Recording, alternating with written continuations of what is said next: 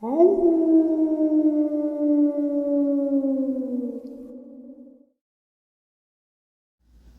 and salutations, everyone. I hope everyone is still doing well, and welcome to today's bonus. Before we jump into it, a couple quick links.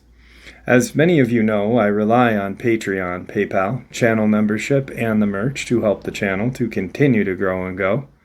Links to Patreon, PayPal, and channel membership is in the description below. Merch displayed directly under the video. Also, Dogman, Frightening Encounters, Volume 1 through 3, the audiobook versions. They were written and researched by Tom Lyons, narrated and produced by me, Jeff Nadolny. Those audiobooks are available on Audible, Amazon, and iTunes, links to which are also in the description as well. And finally, last but definitely not least, if you'd really like to help support this channel to continue to grow and go, simply subscribe. It does not cost a cent. Click the like button, takes half a second. If you don't want to miss out on any of the informative uploads that I put out daily, click that bell icon, and folks, please leave a comment and share the video. Why? Well, because all these things really do help the channel to continue to grow and go. They definitely do matter and are appreciated. And with that, I have taken far too much of your time. Let's jump in to today's bonus, shall we?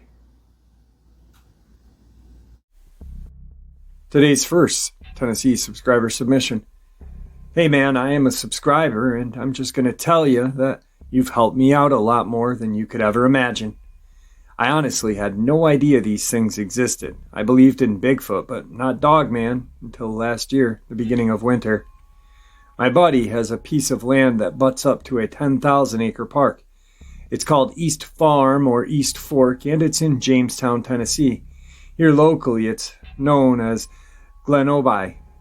Me and my best friend Seth have hunted this place so many times I could not even begin to tell you. It's one of those places that makes you feel like someone is watching you all the time. It's a very unsettling place. Back before the 1900s, there was a lot of witches and black magic type junk. The road going down to this place is a steep decline down a mountain, and about 3/4 of the way down it takes a left, and you cross a really narrow bridge that leads you to a gravel road that goes back into the woods at least 5 miles. Back in the early 70s, a guy hung himself on that bridge. Back before Dogman or werewolf happened, just that alone gave me the uneasy feeling. Eventually, I got over it. Me and my buddy got comfortable enough with the place that we'd walk around at night with nothing but a headlamp on the dimmest setting because we didn't want to scare the animals. We were always both armed when we got there. I'd usually take my AR-15 and my friend had an AR-10 with a night vision scope. We really started carrying these guns after that winter evening. It was probably 3:30, maybe 4. I was in my buddy's truck with the window up, and my buddy was standing pretty much right there in the driver's side door. I mean, he had one leg out of the vehicle and one in. We had a tag along this day. His name was Dylan. He drove his own vehicle down because he wanted to bring his four-wheeler. We were sitting by a cabin, which is on my friend's property, built in the early 1900s. You can really tell how old it is when you walk in, and the doorway is only about 6 foot tall. I don't know how many times I've hit my dang head on that thing. Anyway, myself and Seth are just sitting there watching Dylan trying to start his four-wheeler. He probably cranked it 3 or 4 times, and it just wasn't having it. I guess where it was a cold winter evening, it was probably 35 degrees. The time it finally started up right before it died, I kid you not, that if I had to guess, it was a half a mile away and sounded like it was right beside us. It sounded just like a werewolf would sound, like in a movie. Like that long kind of sound, like a man was in there as well. It only howled once, and I would say it lasted 10, maybe 15 seconds. Seth and I just looked at each other in disbelief and couldn't really speak. Dylan didn't notice it because he was on his four-wheeler and it had finally started up. We never saw anything, but I laid my hand on the Bible, and I tell you, it sounded just like a werewolf in a movie. Typing this message is literally making my stomach turn. I don't tell many people because most wouldn't believe me anyway. And that's all right, because I've offered to take anybody that hasn't believed me, and yet not one of them has come with me. I also heard this about 3 months later, first thing in the morning like daylight. I do a lot of deer hunting and hog hunting, and the Dogman, werewolf, whatever it was, when it howled at daylight kind of made me think that it was its way of showing us this was his territory. This time, it was quite a bit further away. It'd say anywhere from a mile to a mile and a half. I mean, it was the same exact sound. Before all this happened, me and Seth would go down there and throw out a lot of corn, hunt 3 or 4 days out of the week. On the weekend, we'd normally hunt Saturday night for pigs, if we were going to hunt at all. We have drastically slowed down and hardly ever go to that place anymore. Actually, about 2 or 3 months ago, cops found a dead body back there by the river. That should help you know just how desolate this area is. There is no service, not even any power lines, so if anything happens, a man would be pretty much screwed. Also in this area, just a couple of miles away, a man got a picture of a black panther on his game camera. I just wanted to share my experience with you, man, because you've helped me a lot. Thank you, Jeff, and I hope all is well, brother. Today's second Tennessee subscriber submission. First and foremost, I have to say that I do not care if you believe this or not. This is not a campfire tale, but a true story based on 2 encounters I had during my lifetime with a creature known as Dogman. I will not disclose the location, but I will say I've lived in Middle Tennessee since I was born in 1986. I've heard thousands of different stories and lores about this land that we have lived on and the surrounding areas. Ever since I can remember, I've been roaming and exploring the woods that surround our property since I was 8 years old, and I've only had 2 encounters with this creature. Once when I was 14, and this year, 2020, at 34. During my first encounter, I was walking with a friend. We'll refer to him as Ronnie. Ronnie was 3 years older than me at the time. I was 14, he was 17. We knew the woods surrounding the property like the back of our hands. We had been squirrel hunting for many years back there, along with just roaming and exploring. Ronnie had been telling me stories about a demon deer. I figured that he was just attempting to scare me while we were deep in the woods. Coincidentally enough, when the wind stopped blowing, we noticed there was no noise, no insects chirping, no birds tweeting, squirrels barking, just dead eerie silence. In all my experiences in the woods, this gave me a sense that we were close to a big predator. Honestly, the biggest game that could possibly be in this area was a big-ass white-tailed buck. I mean, maybe a black bear, but those are way more common in eastern Tennessee. There was an instant where Ronnie and I would hear like a woman screaming or being murdered, which we later wrote off as maybe a bobcat or something. We both started looking around to get a sense of the surrounding environment. After a few minutes of no wind and noise, the tops of the trees west of our location started to sway. As we listened, we could hear this whoosh, whoosh, every time this thing jumped from one tree to another. The trees were swinging, groaning, popping underneath the momentum of this thing's weight as it launched itself from one to another. To be honest, I have no clue what the intentions of this thing were. I'm not sure it was trying to intimidate us, get our attention, or maybe just get a closer look, but Ronnie and I were not waiting around for this thing to jump to a tree above our heads. So we sprinted out of the thicker brush, stumbling onto the old logging road. We could hear this thing following us by the sounds of the trees again snapping and popping as this thing was now swinging on the trees that were literally 20 feet away. We were so terrified because there should have been nothing in those woods with the ability to swing and launch itself from tree to tree moving like that. At the time, I hadn't even gotten a glimpse of whatever it was swinging atop the trees. It sounded like a 600-pound wood-roaming gorilla. We didn't stop and look, we just ran. We bolted down the old logging road, all the way back to the road and down Ronnie's dad's driveway and into his house. We never spoke a word of it to anyone. Hell, we didn't even see it. What would we say? Fast forward 20 years, I'm now 34 instead of 14. Up until this second encounter, I have not known what it was that scared the holy crap out of Ronnie and I that day in the woods 20 years ago. Current date is August 14th, 2020. So I'm chilling out in the backyard, smoking some killer nugget and burning this God-forbidden pecan wood that barely burns unless you have a very hot fire already going. The fire pit sits about 15 feet from the edge of the tree line. Now, I know what you're thinking. Oh man, you were smoking pot. You probably hallucinated this. I have never hallucinated while smoking marijuana, and I am a psychedelic advocate. I've dropped LSD numerous times, along with smoking 5-MeO-DMT and NN-DMT, and never, while even on psychedelics, have I ever seen anything even close to this. As I'm relaxing by this fire out back, I hear a loud pop.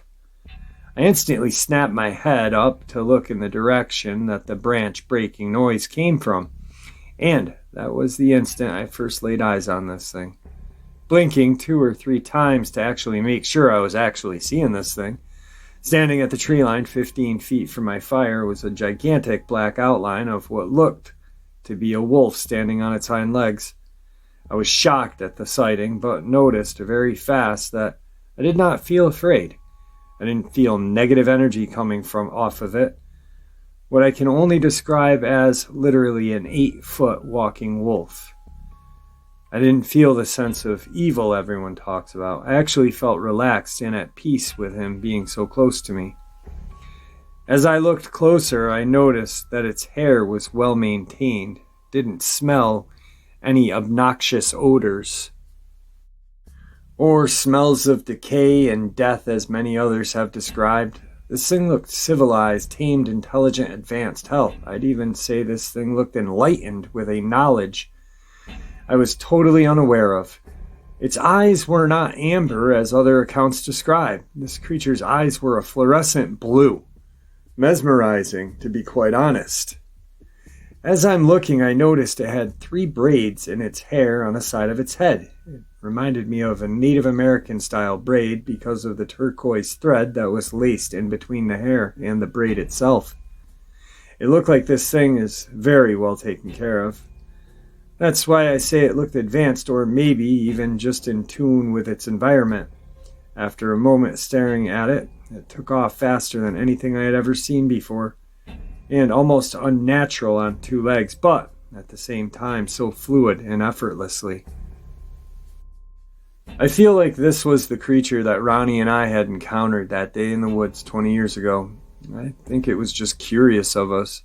It didn't give off any vibes of harm or danger, just curiosity, maybe bewilderment.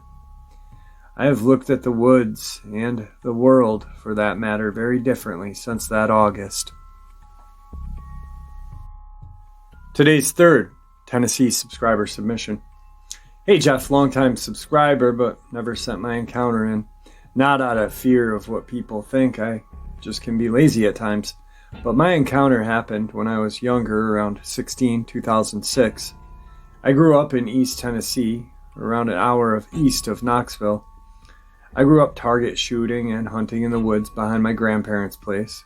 Where we lived was in the foothill of the Appalachian Mountains. The place I hunted was a good friend of the family's farmland. The land butted up to my grandparents' land, so needless to say, I was always over there. The layout of the land was a series of hills and valleys. One side of every hill was a clear of long trees, along with a valley on the other side of hills was mixed with hardwoods and cedar trees. So my encounter was one day, late winter, I decided to go squirrel hunting, just getting out with my dog. My dog was just a black and tan hound mix, with who knows what, as I picked her up as a stray. This day was very different than the rest, since normally she would just run all over the place, and if I needed to call her, I would just shoot my .22 up in the air and she'd come running. This time, she wouldn't get more than 3 feet away from me before stopping and making sure I was still there. The day was the typical cliche no sounds of nature. I shrugged it off and kept going, even though I knew it was a sign of a predator in the area. I walked up one hill parallel the tree line, about 5 to 8 feet off. I heard something match pace with me step for step. I stopped, it stopped.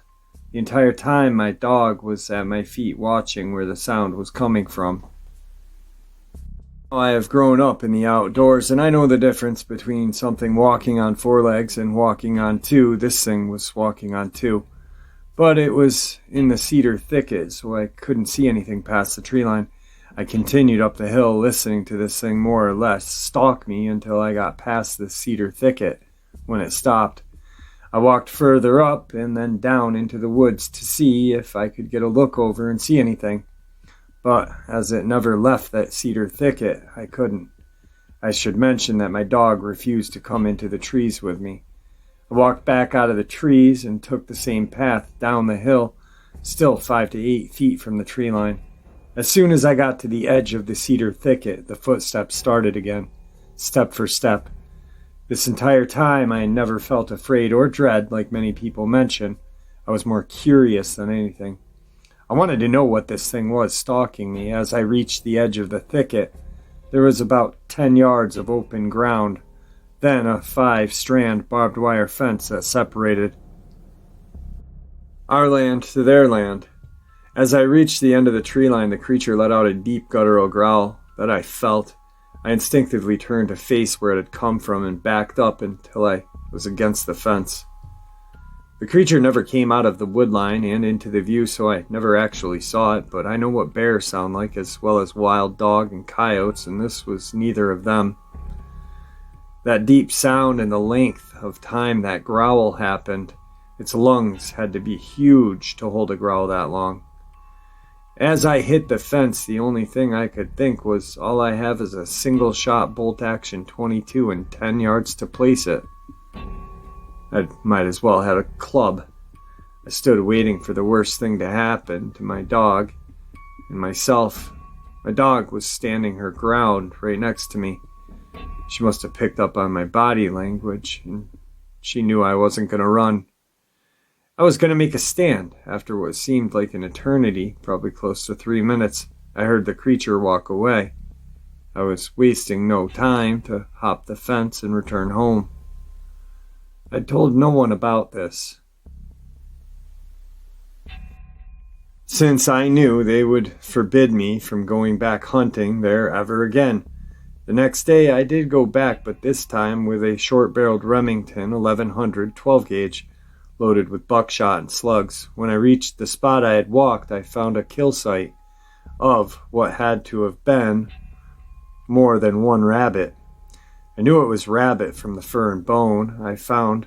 There weren't there that day when I was there. Today's 4th subscriber submission. I'm a wife of someone who had an experience with something at one of the worst possible times in his life. It was April of 1994. We had just come out of a terrible winter. We had the worst ice storm earlier that year that caused such damage and power outages in our area. Needless to say, by the time April had got here, my husband went fishing with a buddy in a small creek that leads to a small river. Always good fishing there. My husband's dad was a commercial fisherman, and this was one of his favorite spots to drop his nets. Anyway, the guys fished until mid-afternoon, and after running the battery down on the trolling motor, they headed back to the truck. Well, when they arrived, who would be there waiting on them but my husband's dad? His dad had been waiting to go fishing ever since the weather warmed up, but during the ice storm he had fallen and broken his hip while tending to the cows. He had told my husband on several occasions, "Let's go fish," but for whatever reason my husband couldn't go. Well, my husband knew what his dad was wanting when they pulled up. He wanted to fish. He told them that the battery was dead. It didn't matter. He wanted to take our old boat down the creek, and he said it'd be okay. No matter what my husband said, trying to talk him out of going. His dad was going. So my husband let him take the boat. You don't refuse a man like his dad. So my husband and his friend left and came back home. Fast forward to 9:30 p.m. We got a call from my husband's mom. Dad hadn't come home yet. He jumps up and heads back to where he left his dad beside the creek. He called his buddy that had been fishing with him earlier that day, and they both went to get Dad. When they got to the creek, the boat was not there. Everything was as when they left. They started walking down the edge of the creek yelling for their dad. They went a mile to the mouth of the creek where it dumps into the river. It was pitch black, and the flashlights only reached a short distance when they heard a buzzing sound like an insect, but not like any insect they had ever heard before. They stopped and yelled for Pa again. Then they saw on the other side of the river 2 sets of very large red almond-shaped eyes. At first, my husband thought they were deer. Standing and watching, when they flashed their lights toward the creek, they saw the boat on the far side of the creek. This might be confusing, but the creek meets the small river like a T. The eyes were on the right top of the T, and the boat was on the left bottom side of the T. The creek was too deep to wade across, and my husband didn't swim well, so they ran back up to the road by the truck and crossed the bridge and ran back down to where the boat was. When they got there, the eyes were still on the other side of the river. There floating by the boat was his dad. They jumped into the boat and pulled him in, but he had already passed away.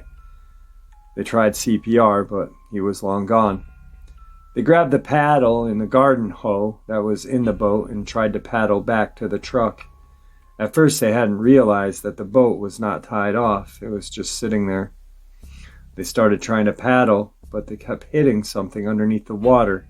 But that can't be. It's 15 to 20 feet deep where they were. But what were they hitting? Something, and it was jerking at the paddle and the hoe like it was trying to jerk it out of their hands. They were so freaked out. They had just found his dad dead. Big red eyes, jerking the paddle. It's a demon and it's trying to get us. That's what my husband's friend said. My husband screamed, "Come on, you son of a bitch. You got him, but you're not getting us." My husband's friend was scared and tried to shut my husband up. But he told his friend, "Don't be afraid." Then it stopped. They were able to get the boat moving. They were not hitting anything under the water. The paddle and the hoe were not being jerked anymore. On the way back, one of my husband's cousins had shown up on a four-wheeler, so they sent him to call rescue. When they finally got back to the truck at the bridge, rescue had just arrived. After 10 years later, we had a Bigfoot researcher go with us to that spot where this happened. I had seen something on one of those Bigfoot hunting shows that made me think about the eyes they saw that night. This was the first time my husband had been back since the terrible night. He realized then that boat had not been tied off in the creek and river, had significant current, that the boat and his dad should have floated down the river but did not, and where the eyes were, it couldn't have been a deer. The eyes were much too large and too high off the ground. So what actually happened that night we will never know, but my husband said if it hadn't been for the buzzing sound, they would not have found the boat as soon as they did. So did the creature with the red eyes cause my father-in-law's death? We don't know. Could they have been watching over him until he was found? We don't know. We do know that Pa spent a lot of time in the woods there and on the creek and river. So they could have known him. He could have known them. Oh, by the way, he's Native American. He was not scared of anything but respected all. I know this was a very personal story, but it changed my husband forever. He won't fish or hunt anymore. He does not want to be in the woods. I wish I could get my husband back. Thank you for letting me tell his story, our story. Same subscriber. Next email. I should have given you more location info on my letter about my husband's encounter. This happened in West Tennessee in a small farming community called Crockett County. on a small creek called Cypress Creek that dumps into a small river called Forked Deer River between Highway 54 and Highway 152. We used to live 1 mile from the creek on 152, and we had lots of scary things like hearing breathing next to the house and just creepy feeling that you did not want to be outside after dark. At the time, I didn't know what was going on, but when X-Files, the series on there, was a episode called The Detour, and a creature in this show had red eyes. And when my husband saw that, he screamed at me, "That's what I saw!" Needless to say, that was the last time he watched X-Files. That got me to researching, then finding Bigfoot started, so I eventually called them, started asking questions about the eyes. That was who the investigator was from, Finding Bigfoot. Now I've talked to this subscriber, and I love this person. We had a good, decent talk a long time ago. I'm going to actually email them to see how the husband's doing, to see maybe he'd be willing to come on. I know he wasn't back then, but maybe he is now. Needless to say, Finding Bigfoot is a shit show. No offense to this person. Then they know I'm not trying to offend them at all. They did a lot of filming up here, and they didn't find anything.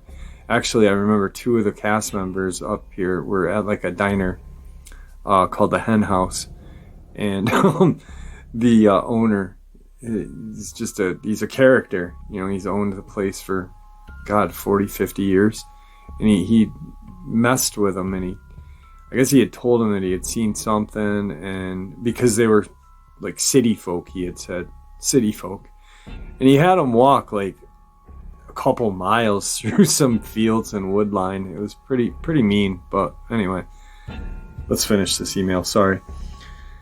I just realized I didn't tell you that the medical examiner ruled out foul play in my father-in-law's death, accidental drowning. There was no outward trauma to his body. I always thought that after healing from broken hip, when he had fallen into the water, he could have had a blood clot causing a heart attack. Also, my husband never told anyone except me about what really happened for fear of ridicule.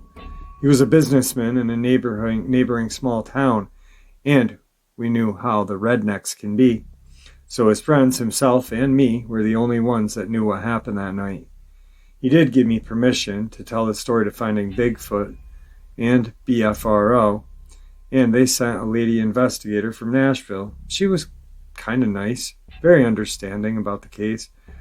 Her findings, as well as my story, is the one on Crockett County, Tennessee. She contacted me sometime later and wanted to put this on her show, but my husband said no for fear of small town syndrome. I myself don't think that it was a Bigfoot. And I know because the title of my channel, I'm going to say it was a Dogman, but obviously I'm not just a Dogman channel.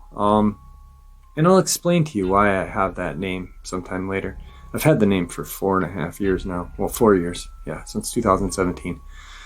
But anyway, so the reason why I feel it is a Dogman is because the glowing red eyes, the fiery ambered color eyes, we do hear Bigfoot having different colored eyes as well, but I just feel like maybe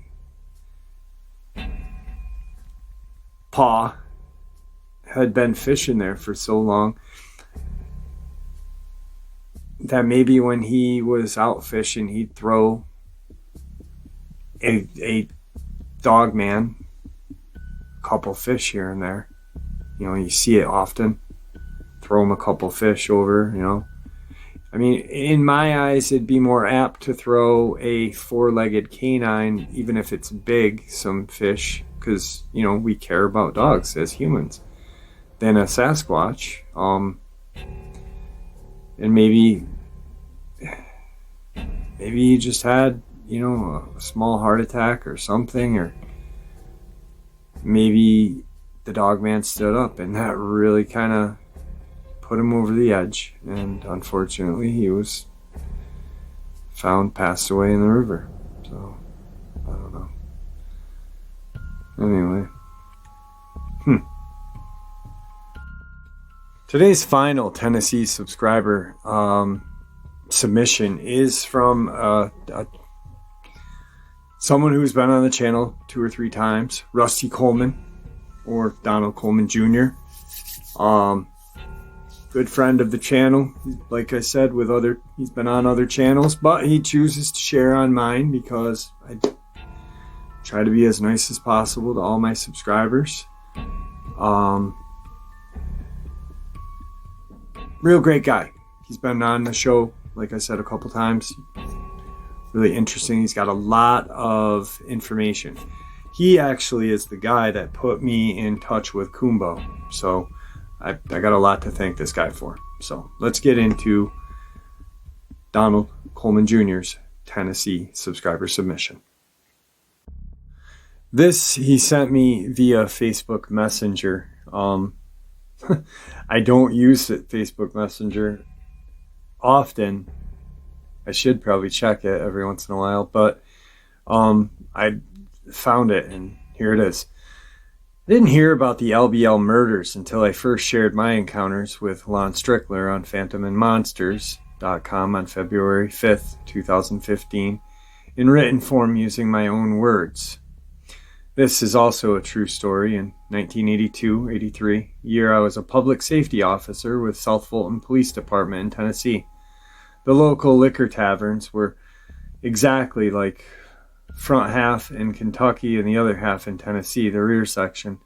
And when local law enforcement did nightly checks, Fulton City and South Fulton did the checks together. Our state line authorities backed each other up through thick and thin. Now, one weekend night in December 1982, our dispatcher went home at 1 in the morning, so I took her place from 1 a.m. until 3 a.m.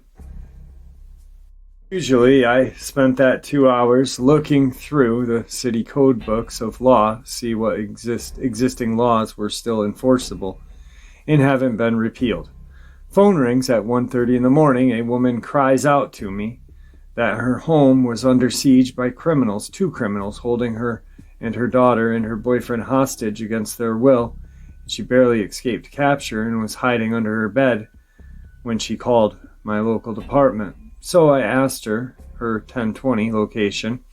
She advised me on the northeast corner of Albion County, Tennessee, next to Weakley County, Tennessee, and next to Kentucky state line.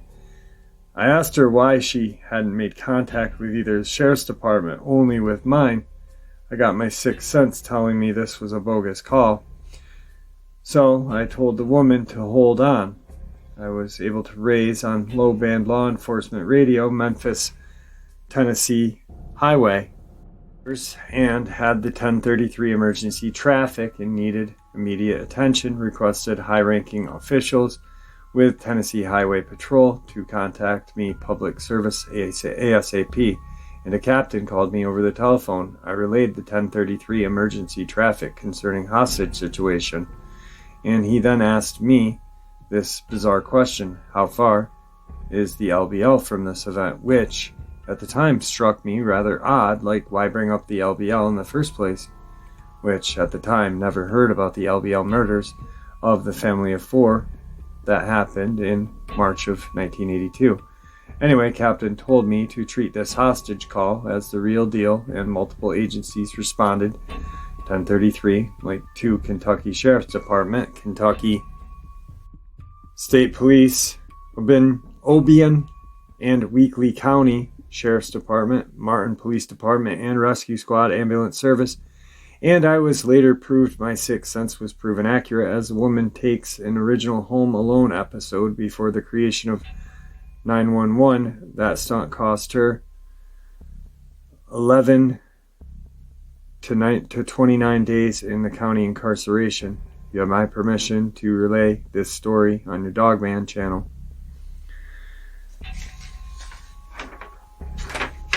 Okay, and then I have one of his encounters that he shared, but I'm just going to share the paper version first, and then I'll go off the top of my head quick. My pet peeve belongs to game wards in Tennessee, Alabama, Mississippi, and Kentucky. No matter whose boat I am in, whether as a passenger or driver, our boat will get pulled over every time. It's like I'm jinxed. Cursed like in the movie Uncle Buck. He always referred to his beaver hat as people getting angry seeing me wear this hat, in case it was my flaming red hair and freckles that brought out the anger toward me from state game wardens without fail every single time. And I'm scheduled to be driving my cousin's deck boat on the Lake Pickwick, August 22nd, 2020. We shall see if the jinx can be broken this time. I go with cousin Scott Edwards, who has a lakeside cabin on Lake Pickwick in Burton Branch in southern Hardin County, Tennessee. We would do multiple state long-distance river journeys all over Middle America, daily mileage in the restored 68-19-foot winter fiberglass tri-hull. He has it for like a pop-up camper, 2 side curtains and a mosquito netting, and boat seats fold down to make single beds. We also have a propane burner to cook meals on. Anyway, we lock through Pickwick Dam, heading first towards New Johnsonville, Tennessee, 105 miles ahead, to spend the night at cousin Laura Wood's residence and docked Scott's boat at Pebble Island Marina. After AM breakfast, we got underway, heading toward Lake Barclay State Resort Park and land between the lakes. That was 200 miles upriver. We arrived at 4:30 p.m. and a Kentucky game warden checked out boat registration and our safety equipment and asked, "Where is your fishing gear or hunting guns?" I replied, "Sir, we are only sightseeing and taking wildlife photos and enjoying Mid-America's river system." So he rechecked our boat again, looking for illegal contraband, and found nothing. And now I am really pissed off at his bully lawman static. And we filled up the gas tank and 5 other plastic 20-gallon handheld cans, went to the lodge to check in, went to our room, took a nap, got dressed to go eat at the restaurant, which has great food. Guess who I saw there eating? Game wardens, park ranger, and state police troopers sitting around 2 big tables after eating steak dinner. I changed tables and sat next to the lawman's table. As I sat quietly, I heard them talk about code names for cryptids like Sasquatch, Black Bear, and Dogman, Black Dog, and Werewolf, Black Cow. This code name is used all over the United States when lawmen are summoned to an animal disturbance call. This also includes sheriff deputies, police, and public safety officers or constables or marshals. The time, 8:45 p.m., February 2011. Same subscriber. First email, because like I said, that one was on Messenger. Along the Hardin and Wayne County, Tennessee lines from Olive Hill, U.S. Highway 64 along rural roads between Lutz and Tennessee Highway 69 south along Second Creek and Hog Wallow Road and Waterloo, Alabama, and along Waterloo and Florence Highway, 2 men in a dually pickup truck with mounted side large beam spotlights and a PA system. These men were earlier warned not to be traveling these rural back roads at night due to large packs of coyote, wolf, panther prowling alongside the rural road. As reports from the public riding in vehicles were being attacked by these creatures, and reports of livestock farms missing cattle, chicken coming up missing, deer population being suddenly thinned out. Apparently, these 2 men thought the warnings from local people is hysteria, trumped up BS, found out the hard way, and hooping and hollering all over outside the PA system most likely stirred up the warranted attack on the big dually pickup truck.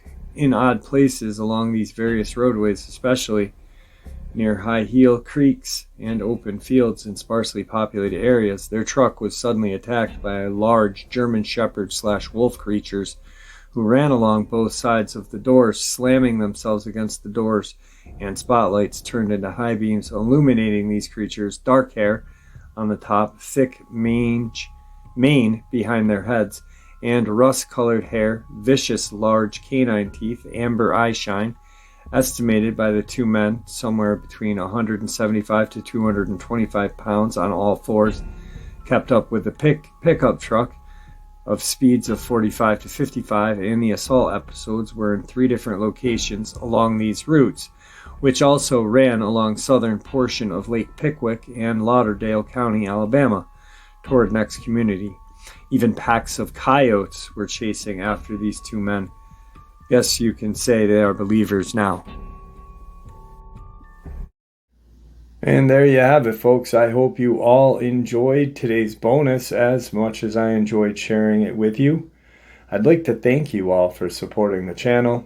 After all, it is your support that helps the channel to continue to grow and go, and what gives us all a place and a chance to share our experiences and theories judgment-free. Everyone is simply treated with the respect that we deserve. Please, everyone, stay safe, happy, healthy, and ever vigilant, keeping an eye on our children, pets, family, and our friends. These creatures are real. These events have happened. Share this information with those you love and care about, and it may just help save their lives someday. Until next time, never stop asking questions, never stop searching for the truth, and God bless you all.